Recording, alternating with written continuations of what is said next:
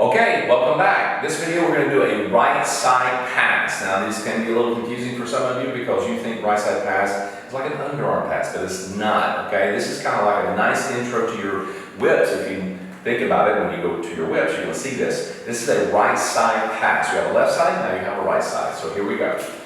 All right, so we're going to have, and 1, 2, 3, and 4, 5, and 6. Nicely done. Let's take it from this angle, and 1, 2, 3, and 4, 5, and 6. Nicely done. All right, let's go toward the camera. Ready? And 1, 2, 3, and 4, 5, and 6. And now away from the camera. 1, 2, 3, and 4, 5, and 6.